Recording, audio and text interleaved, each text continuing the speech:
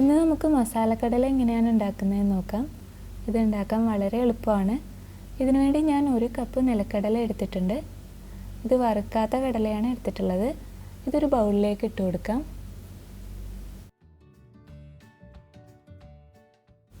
ഇനി നമുക്കിതിലേക്ക് 1/2 കപ്പ് കടലമാവ് ചേർത്ത് കൊടുക്കാം. പിന്നെ നമുക്കിതിലേക്ക് കുറച്ച് അരിപ്പൊടി വേണം. 1 ടേബിൾ സ്പൂൺ അരിപ്പൊടി മതിയാവും.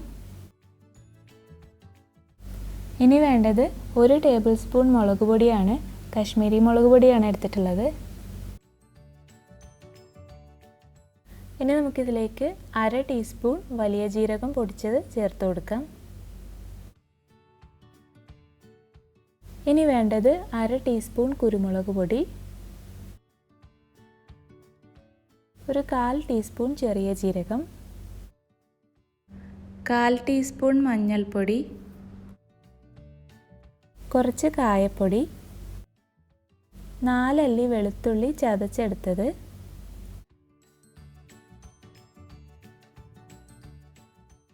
കുറച്ച് കറിവേപ്പില. കറിവേപ്പില ചെറുതായിട്ടൊന്ന് കട്ട് ചെയ്തിട്ട് ഇട്ട് കൊടുക്കുക. പിന്നെ ആവശ്യത്തിനുള്ള ഉപ്പ് കൂടി ചേർത്ത് ഇതെല്ലാം കൂടി നന്നായിട്ടൊന്ന് മിക്സ് ചെയ്തെടുക്കാം.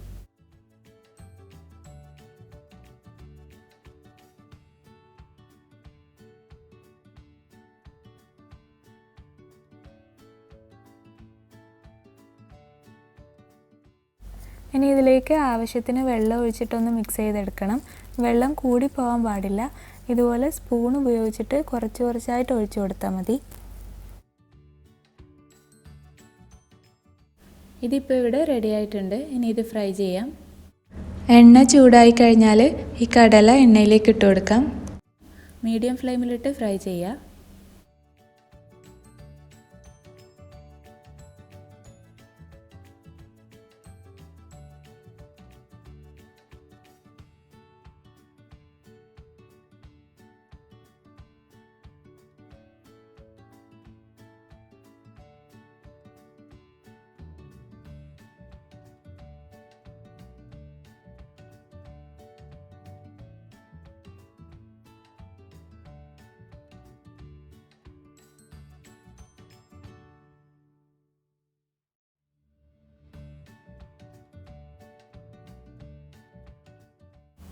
ഇതിപ്പോൾ ഇവിടെ ഫ്രൈ ആയിട്ടുണ്ട്.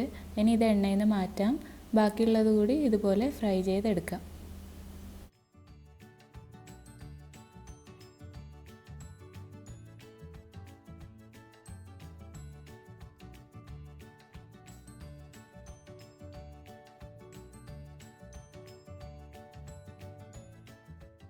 മസാലക്കടല ഇപ്പോൾ ഇവിടെ റെഡി ആയിട്ടുണ്ട്. വീഡിയോ ഇഷ്ടമായാൽ ഷെയർ ചെയ്യുക, ചാനൽ സബ്സ്ക്രൈബ് ചെയ്യുക. Thank you.